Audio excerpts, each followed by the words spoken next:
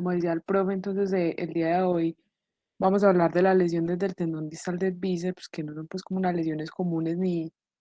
que estemos pues como muchos o muchos no estamos pues como muy familiarizados con el tema. Entonces, primero pues como los objetivos que nos trazamos, pues que me tracé para la charla es primero escribir como la parte de la anatomía y los aspectos biomecánicos más importantes, como para una introducción general, luego dar un enfoque diagnóstico de esta patología. Posteriormente voy a exponer el tratamiento, incluyendo como las técnicas de reparación más usadas o pues que se conocen hasta el momento. Y por último, explicar como el plan de rehabilitación de estas pacientes, incluyendo pues como en los pacientes deportistas, cuándo se retornaría pues como a la actividad deportiva. Entonces, en cuanto a la epidemiología, tenemos pues que la incidencia de esto es basada pues todos los estudios que tenemos, incluso ahorita pues algo como un recuento corto de ellos, los estudios todos son observacionales y en su gran mayoría pues son series de casos, teniendo en cuenta que es una patología poco frecuente, pero entonces digamos que la incidencia varía hasta 2.5 por cada 100.000 habitantes de esta lesión, predomina grandemente en hombres sobre mujeres, a más del 90% son hombres de edad media, pues de mediana edad, más o menos entre, pues en promedio entre los 45 y los 46 años, y siempre es mucho más frecuente en el lado dominante, sobre todo por la actividad pues, que se hace con la extremidad. Tenemos aquí hay unos factores de riesgo que, aunque pues esto no tiene pues como una demostración clara en cuanto a estudios, pero se ha visto que en los pacientes que presentan estas lesiones, no todos, pero muchos de ellos pueden, sobre todo los que no tienen pues como actividad deportiva, pues tienen algunos factores relacionados y uno de ellos es el tabaquismo, que es el que más se ha relacionado de ellos. Lo otro, los pacientes que tienen enfermedad renal crónica, que también pueden tener como una predisposición a tener este tipo de lesiones. Y por último, los pacientes que son con uso de esteroides anabólicos, que sí también pues se ha visto una relación de que presentan más este tipo de lesiones. En cuanto a la anatomía, como las cositas pues básicas, todos sabemos pues que el tendón distal del bíceps se inserta en la tuberosidad bicipital, pero hay cosas pues como a tener en cuenta en ello para más o menos uno entender estas lesiones. Y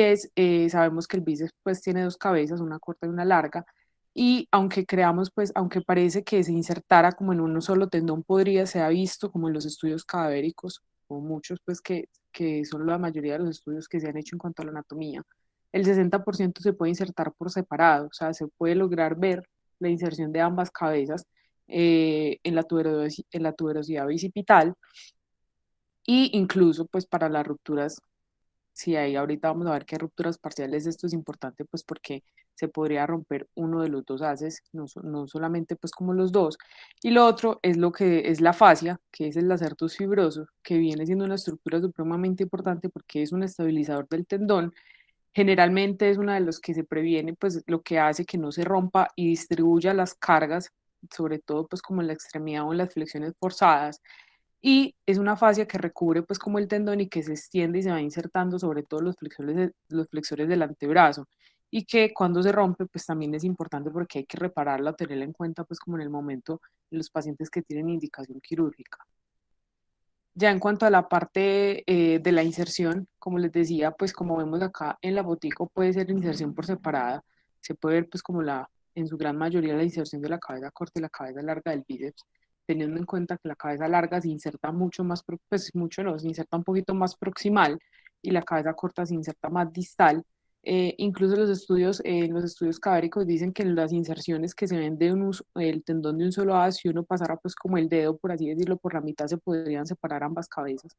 Y esto hace que tenga pues como algunas funciones, unos cambios, pues como algunas funciones específicas en cuanto a la biomecánica por el tipo de la inserción. Lo otro es que el tendón del bíceps se inserta, pues hace como un giro de 90 grados en la parte muscular para extenderse así como en esa parte como perpendicular a la tuberosidad. Y esto es lo que tenemos como importante de saber de la biomecánica por cómo se producen las lesiones. Entonces sabemos que el bíceps como tal, pues es un flexor pues del codo y también ayuda a la supinación del antebrazo, que son las funciones que perderían este tipo de pacientes.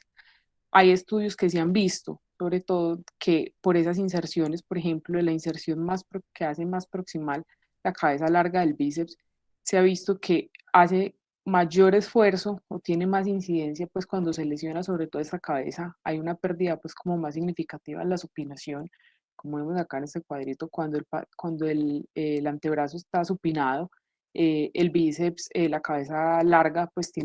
hace un poco más de fuerza o está más tensionado, mientras que en la parte de la flexión, tener la cabeza corta, una extensión un poco más distal, hace que tenga más brazo de palanca para la flexión y por eso pues es como este aspecto biomecánico viene siendo importante para tener en cuenta en la pérdida de estos pacientes, aunque generalmente se lesionan ambos. Y lo otro es la función que tiene como tal el músculo. Sabemos que es una flexión un flexor del codo, sin embargo, cuando hacemos como acá, como se ve en el dibujito, como el codo a 90 grados de flexión y hacemos pues como brazo de palanca, ya puede ser en supinación o en neutro, aumentamos lo que llamamos una fuerza supramáxima del bíceps y en este caso pues es como donde se dan la mayoría, como en la posición en la que se dan la mayoría de las lesiones y generalmente en este tipo de ejercicios, que es contra resistencia, es donde la mayoría de los pacientes pierden mayor funcionalidad. Entonces, en cuanto como a la etiopatogenia de esta patología, las lesiones tendinosas, pues se ha visto, lo que se sabe hasta ahora es que hay como unos factores que se están relacionados directamente con esto, y es uno, pues que hay una generación como tal del tendón, que es a lo que lleva a la ruptura. Las rupturas, pues aunque sean agudas, generalmente pues ya llevan como un daño, por así decirlo, algo crónico del tendón, ya hay unos cambios como en la parte pues histológica de este tendón que hacen que se predisponga pues como a la ruptura. ¿Por qué? Primero se ha visto que ahí los tendones pues son hipovasculares como tal en términos generales y esto favorece pues que los traumas repetidos y no se pues no tengan pues como aunque tengan un proceso de cicatrización pueden obviamente pierden fuerza y la reparación no es igual. Y lo otro es el fenómeno de pinzamiento. Se ha visto que sobre todo en pronación, cuando el paciente es de pronación máxima, se puede pinzar el tendón como en ese espacio radicubital proximal, que también puede hacer que se lesionen, también genera como una bursitis y algo de sinovitis, que también hacen que el tendón se pince y se pince más. Se ha visto pues como sobre todo los procesos degenerativos crónicos, o por ejemplo se ha visto en las lesiones parciales que hay como todos estos procesos inflamatorios crónicos y esta degeneración del tendón que es lo que generalmente lleva probablemente más adelante a la ruptura en estos pacientes por las tareas pues repetidas que se hacen en estas lesiones. En cuanto al mecanismo, ahorita pues ya lo mencionaba un poquito con la biomecánica, el mecanismo pues como principal de la ruptura es una lesión en una carga excéntrica que se aplica con el codo a 90 grados, como vemos ahí en la fotico, por ejemplo, en el levantamiento de pesas. Esa es la lesión, la parte pues como el mecanismo más común, sin embargo pues hay otros mecanismos que se han visto que pueden estar relacionados en tareas repetidas, por ejemplo en cuanto a los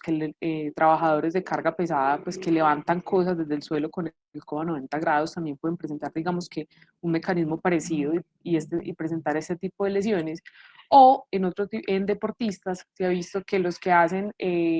labores con el codo flexionado por encima del hombro, por ejemplo, como hacer una volea en el tenis repetida también puede generar lesiones y también en jugadores pues que tengan pues como hagan fuerzas a 90 grados, como sostener un balón a 90 grados y presenten caídas, también podrían presentar lesiones repetidas y eventualmente presentar este tipo de lesiones, aunque son menos frecuentes. Ya en cuanto a la evaluación clínica de estos pacientes, la más, digamos que la que más compete en la parte aguda son las lesiones masivas generalmente. Cuando el paciente presenta el síntoma agudo del dolor intenso, generalmente son lesiones completas. Las lesiones parciales pues sí pueden presentar el dolor, pero realmente no es como lo que se llama el estallido. El paciente siente que algo se rompe o algo o hace pues como un traqueo, un chasquido en el codo y siente un dolor intenso que le limita la flexión del antebrazo. Es generalmente, y lo otro es la equimosis antecubital, que es un signo muy importante que no se puede presentar incluso en todos los pacientes, que nos habla de que es una lesión, aparte de masiva, hay una ruptura de la fascia, de lo que hablábamos ahorita del acerto fibroso. Cuando tenemos esta equimosis es muy diciente de la lesión, probablemente pues el paciente va a ser un poco más difícil la evaluación, pero lo que nos habla es que esa ruptura de la fascia pues es una lesión mucho más digámoslo así, grave, que hay que tener en cuenta y que probablemente pues sí requiera pues como un manejo pues como tenga como un manejo más claro. Ya los signos como tal que podemos buscar en estos pacientes pues, la parte clínica o la parte de la inspección, pues, de la observación del paciente, la que vemos acá en la primera foto, lo que llaman como el signo de Popeye invertido, ¿cierto? Que es lo que vemos al contrario de los pacientes que presentan, pues, como una lesión proximal del bíceps, que son degenerativas. En este caso, el músculo se retrae de la parte proximal y lo que vemos es esa parte como en la parte distal del brazo, que se ve como vacía y el músculo retraído hacia proximal. Se puede ver en la parte aguda, ¿cierto? O no, pero también es muy importante, sobre todo en las lesiones crónicas, tener en cuenta buscar este signo, pero el paciente pues ya no puede presentar dolor, pero es característico. Lo otro es que las lesiones masivas, que hay ruptura de la fascia, también vemos como en la foto de abajo, que pues, si lo logran ver, aunque puede ser discreto para la presentación, en el miembro superior derecho, esta es la comparación de las dos extremidades en el mismo paciente. Vemos que hay algo que se llama la fosa antecubital vacía, se ve como plana o aplanado, se ve como un surco que se va como de la hacia adentro, que es de la ausencia pues del tendón del bíceps. Y lo otro y más importante que hasta ahora pues como es el signo que más se ha descrito, que es el signo pues del gancho o el hook test o el signo de O'Driscoll, que fue el primero pues que lo describió, que es el agarre que se hace del tendón del bíceps en la fosa antecubital. Se dice que este signo, pues si está positivo, tiene una sensibilidad pues mayor del 90% y una especificidad del 90%, e incluso en algunas series de casos y en estudios observacionales han comparado pues como la correlación con la resonancia y se ha visto que los pacientes que tienen un test positivo, generalmente hasta el 97% tienen el hallazgo de rupturas masivas en la resonancia, entonces es un signo clínico que siempre debemos buscar y pues que nos aporta muchísimo para el diagnóstico de estos pacientes. Ya en cuanto a las lesiones crónicas, es un poco más difícil, digamos, puede ser un poco más difícil el diagnóstico, sin embargo, los pacientes en términos generales presentan un dolor. Si todavía, por ejemplo, tienen una lesión parcial o es una lesión de mucho tiempo, pues tienen un dolor como en ese trayecto del bíceps, un dolor que está ahí como de forma crónica porque siempre hay algo pues como de sinovitis asociada. Lo otro es que hay un hook test positivo, si tenemos una lesión completa, siempre pues lo debemos buscar. Y lo más importante es que estos pacientes, a pesar de que pierden fuerza en flexión, generalmente es contra resistencia, lo que más debilidad presentan a largo plazo es una debilidad en la supinación, que es un signo que también nos debe hacer pensar que el paciente lo que tiene es una lesión del bíceps, si de pronto los otros signos no son tan floridos. En cuanto a los estudios de elección, no traigo acá pues como la radiografía porque en realidad pues incluso en la parte aguda puede aportar poco. Las lesiones del bíceps pues en el tendón pueden ser intrasustancia o insercionales, pero pues así como ver avulsiones o cambios es difícil. De pronto las lesiones crónicas sí pues, se puede ver como algo de calcificación o excrescencias alrededor de la tuberosidad, pero en realidad la radiografía pues no es como el estudio de elección inicial. El estudio que se hace para el diagnóstico de estos pacientes siempre debe ser la resonancia. Todos los pacientes que se sospeche esta lesión o que ya tengamos incluso la alta sospecha y estamos seguros en la parte clínica, igual deben tener una resonancia porque eventualmente les vamos a operar, pues muchos de ellos van a ir a un manejo quirúrgico y pues se necesita también para el planeamiento preoperatorio. Y lo otro es la ecografía. La ecografía no es que no tenga valor, en realidad sí tiene valor, pues los estudios pues no sabemos exactamente a ciencia cierta cuánto sería la especificidad y la sensibilidad en este estudio. Sabemos que es operador dependiente, pero por ejemplo las lesiones agudas que son un poco más floridas, pues sí se puede ver pues como todos los cambios insercionales, aparte pues como de la parte inflamatoria y todo eso, y como vemos acá pues uno ve como esa edema y ese vacío que se ve alrededor, pues como el tendón y el hueso. Sin embargo, pues aunque se puede pedir, si por ejemplo uno está en escenario de urgencias y tiene la duda, pues si tiene el recurso y el radiólogo pues está entrenado, sobre todo en patologías osteomusculares, esto no es muy frecuente, entonces pues no, puede ser no tan fácil, pero pues también se puede pedir. Y ya pues para adentrarnos un poquito como en la parte del tratamiento, que es como lo más grande en estos pacientes. Y es saber que lo más importante de lograr en ellos es un codo libre de dolor y una buena funcionalidad. Eh, como he venido repitiendo, esto genera pues como si es un pacientes de edad pues de mediana edad, pues generalmente son pacientes activos o son deportistas o pues personas que o al menos pues van al gimnasio. pues eventualmente es quirúrgico en su gran mayoría porque pueden perder mucha funcionalidad. Sin embargo, hay algunos pacientes que pueden ser candidatos al manejo conservador, quienes... Luisa, perdona, te interrumpo. Es que se ha deteriorado mucho la calidad del audio. No sé si tú estás en algún lugar difícil o algo así, o si solo es a mí a quien se le escucha mal. Yo la escucho Fabio, bien. ya No, se pudo yo, audio, Fabio. yo estoy yendo bien también. Perdón por la interrupción. Listo, pero sí me están Tranquilo. escuchando. Sí, ahí te escuchamos. De pronto Fabio tiene algún problema ya. Ah, ok, listo. Entonces les decía que esos pacientes pues pueden ser candidatos a manejo no quirúrgico, cuáles los pacientes que tengan una baja demanda funcional, ¿cierto? No cumplan pues como actividades que requieran pues como mucha fuerza en los miembros superiores, o los pacientes que sean muy comórbidos, pues que llevarlos a un procedimiento quirúrgico pues tenga más riesgos que el beneficio que le vayamos a aportar, sobre todo porque vamos a ver que la rehabilitación en estos pacientes no, pues no es sencilla. Entonces, esos pacientes serían los que serían como más candidatos a este tipo de tratamientos. Hay que advertir de entrada que si este paciente no se maneja, pues no hay una reparación, sobre todo en las lesiones agudas, van a perder supinación y flexión. ¿Cuánto? La supinación neta se prevé más o menos, o se ha visto que se pierde más o menos un 20% de la supinación, y cuando se hace contrarresistencia puede ser hasta el 55% comparado con la extremidad, pues como con controles o con la extremidad contralateral. Y en cuanto a la flexión neta, se pierde un 30%,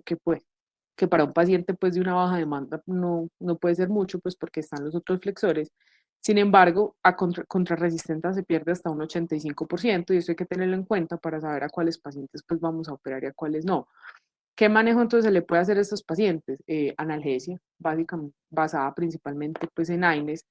y terapia física. Hay que reiniciar rápidamente esta rehabilitación, sobre todo para no perder los arcos de movimientos del codo. Y ahorita les voy a mostrar pues como evitar pues como inmovilizaciones prolongadas, incluso en los pacientes de baja demanda. Hay que dejar que sigan teniendo sus arcos de movimiento porque no pueden perder pues como los arcos que ya tienen en el codo si se dejan pues como inmovilizados. Sin embargo, inicialmente el paciente va a tener muchísimo dolor como para hacer, por ejemplo, flexoextensión del codo.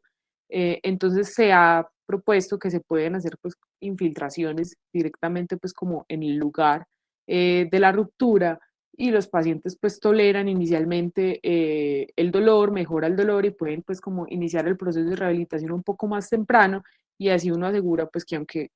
sin lugar a dudas van a perder supinación y flexión, pues no vaya a ser, no vayan a perder pues como los otros músculos que hacen esta misma función en el codo y en el antebrazo, y el paciente pues pueda lograr como una funcionalidad al menos básica que le permita cumplir con sus labores de la vida diaria. Ya en cuanto al paciente, que el resto de los que vayamos a operar hay que tener como unas consideraciones prequirúrgicas importantes. Y es primero saber, como habíamos visto, si el paciente estamos frente a un paciente con una lesión aguda o una lesión crónica, que nos diferencia más o menos entre 3 y 4 semanas. ¿Por qué? Porque las técnicas son distintas. Si vamos a hacer una lesión aguda, nos vamos a enfrentar es a una reparación primaria, ¿cierto? Pues creemos que vamos a hacer es una reparación como tal. El procedimiento podría ser menos complejo. Vamos a encontrar pues como muchísimo más fácil, digamos que el cabo distal del tendón, por ejemplo, versus una lesión crónica que puede llevar de semanas, incluso meses,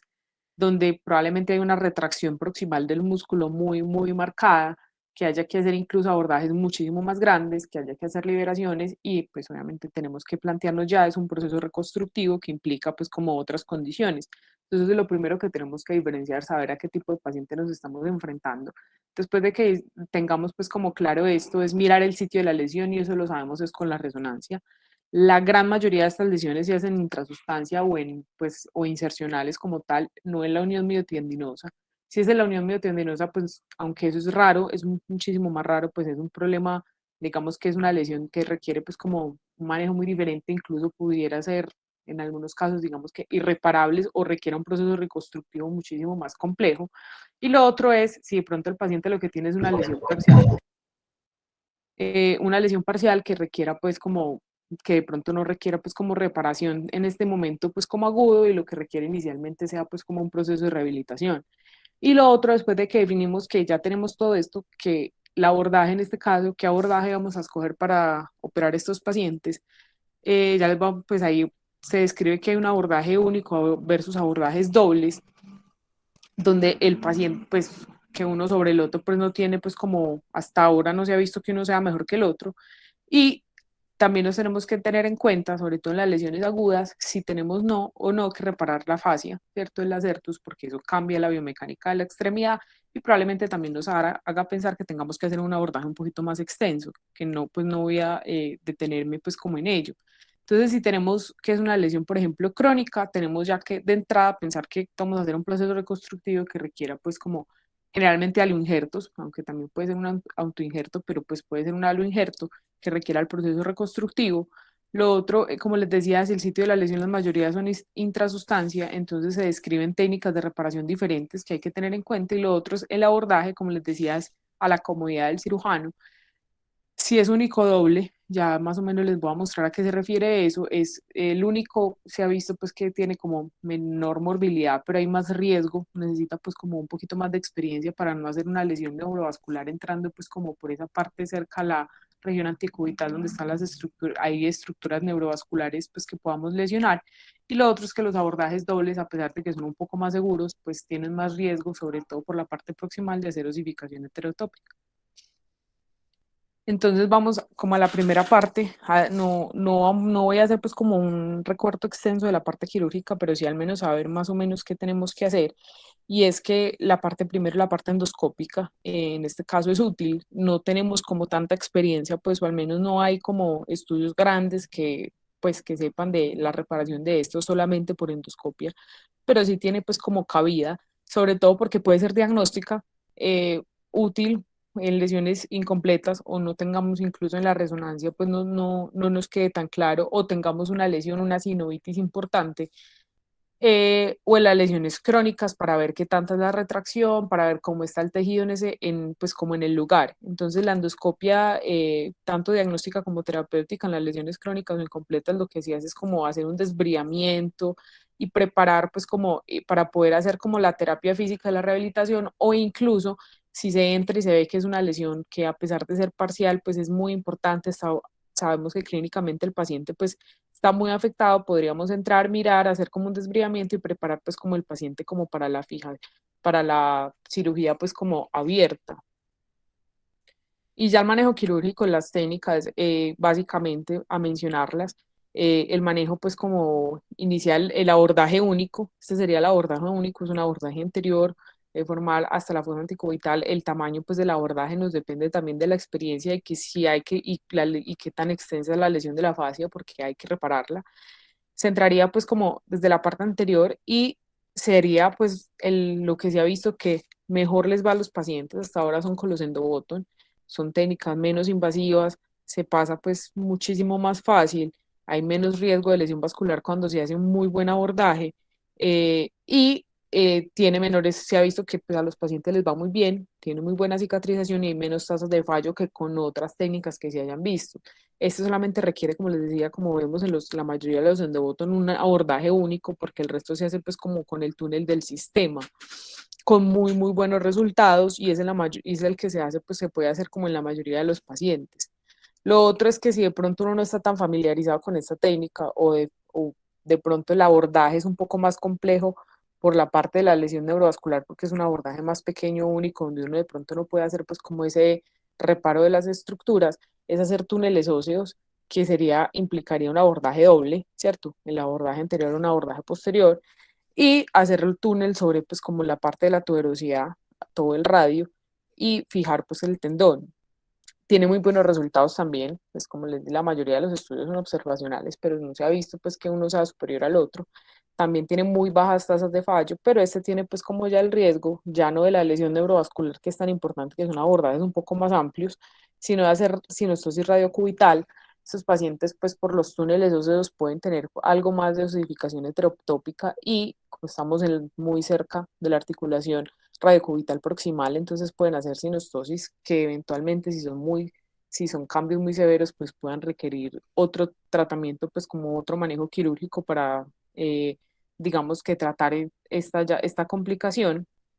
Y les traigo ese cuadrito que es más como de los pocos estudios que hay comparativos, es un estudio de 2015 que compara como hasta lo que había de ese momento, como los estudios más grandes, pero solamente para mostrarles algo, y es que todos esos estudios, la mayoría retrospectivos o de muy pocos pacientes, tenemos en cuenta que esto no es una patología frecuente, entonces la evidencia pues es como de pobre calidad, casi todos los estudios son de pobre calidad o no tienen forma de hacerse comparaciones, pero veían que a pesar, si algunos utilizaban suturas o túneles óseos, otros utilizaban pues como sistemas de fijación, no se sabía pues a quiénes les iba mejor que al otro, en términos generales parecía que a todos les va igual, pero es como lo que tenemos hasta ahora, pues porque la patología pues no nos da como para hacer estudios grandes. Entonces esto es como lo que diría uno que podría uno como resumir pues como de cómo se hace el diagnóstico de estos pacientes y es que si tenemos una lesión parcial, ¿cierto? El paciente tiene una lesión parcial, conserva algo de funcionalidad, no tiene ese dolor agudo intenso, generalmente solamente como algo de dolor y debilidad. Y estos pacientes lo que tendríamos que, eventualmente lo que tendríamos que hacerles un estudio endoscópico, pues o sea, hacer endoscopia, mirar, hacer el desbridamiento de lo que les dije y iniciar fisioterapia. Sería como el manejo inicial, hacerle seguimiento en el tiempo. Muchos de ellos van a tener una ruptura completa a lo largo pues como de las semanas y los meses, por eso hay que vigilarlos y en ese momento pues definir si requiere manejo quirúrgico o simplemente con la fisioterapia o el cambio de la actividad, si es posible en estos pacientes, se puede hacer. La otra son las rupturas completas cuando el acertus está intacto, o sea, ahí no es como la ruptura masiva, entonces el paciente también presenta dolor agudo, tiene la limitación para la flexión y la supinación, tiene un hook test positivo, pero no tiene ese signo, el chasquido intenso que habíamos hablado al principio, ni tampoco hay esa, como esa equimosis de la fosa antecubital que es característica de la ruptura de la fascia, y lo otro es que tampoco puede verse lo de la fosa antecubital vacía. Y eso también nos lleva a que aunque hay que operarlo, pues podamos hacer abordajes un poco más pequeños y requiera pues una reparación primaria que puede ser un procedimiento un poco más sencillo, a diferencia con los pacientes que ya tienen compromiso del acertus, que aparte de tener el hook test positivo tienen la fosa antecubital vacía y que requieran un abordaje un poco más amplio. Y por último, tener en cuenta eso, los pacientes con lesiones crónicas, que si no nos queda pues como muy claro, van a tener una debilidad contra resistencia principalmente de la supinación, es mucho más característica, la retracción proximal como vimos al principio, ese signo del Popeye inverso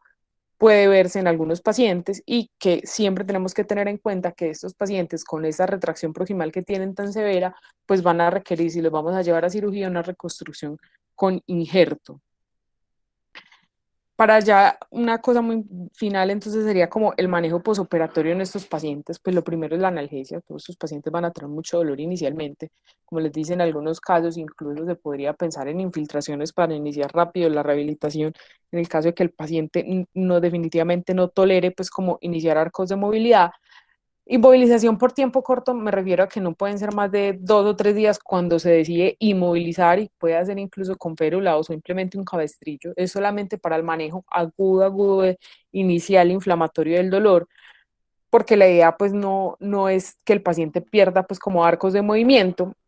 y, se puede desde el inicio, mientras el paciente lo tolere, para iniciar posteriormente a la segunda semana la rehabilitación, es permitir la extensión del paciente hasta el punto de tensión evaluada en cirugía, o sea,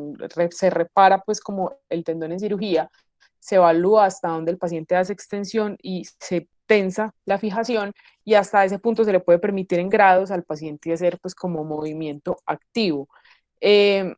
Eso pues sí es muy difícil, de pronto no se evalúa, no se sabe, pues sí ha visto que tener el codo en 90 grados, que es donde se fija pues o se inmoviliza, se pueden permitir hasta 30 grados más de extensión. Hasta ese punto se sabe que es seguro mantener pues como el movimiento o el arco de movimiento del codo sin que se rompa pues como la fijación mientras hay un proceso de cicatrización. Ese sería pues como el manejo agudo.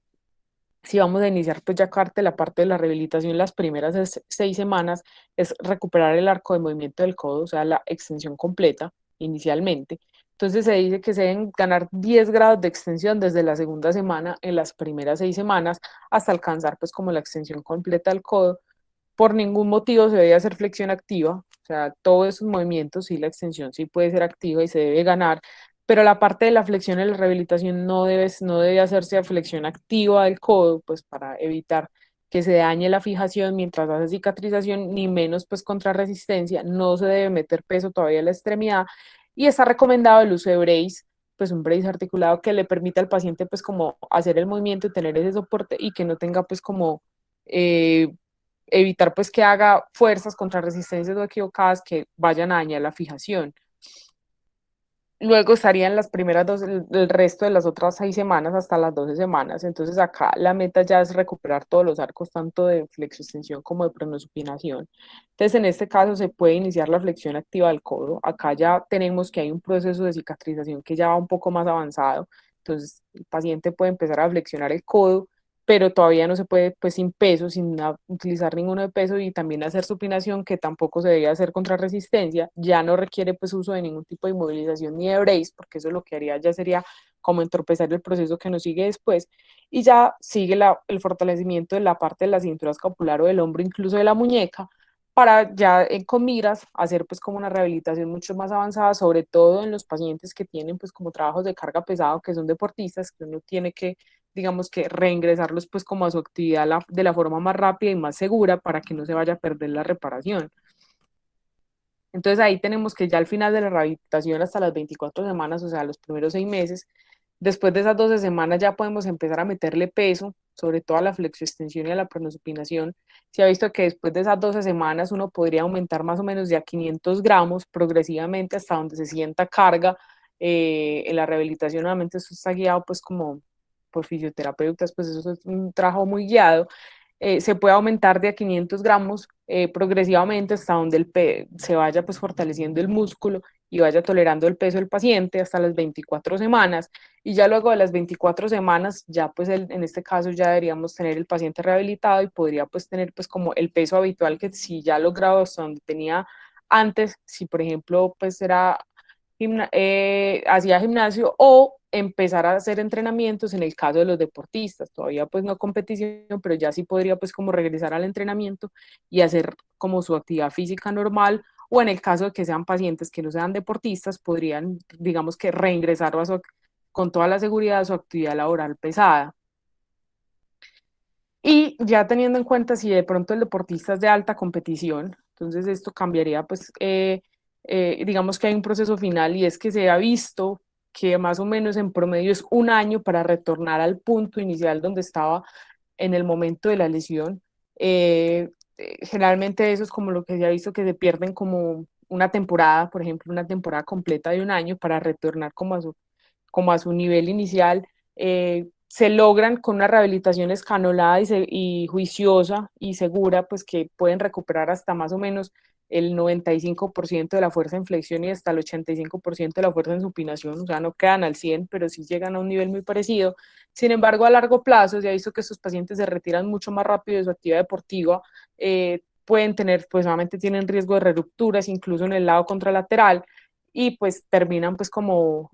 con un rendimiento un poco más bajo con respecto pues como al resto. Y les traigo pues que esto que me pareció como interesante y es que ellos miraron pues como en la NFL que estos pacientes que no tienen recogieron pacientes durante mucho tiempo porque no son muy pues, frecuentes estas lesiones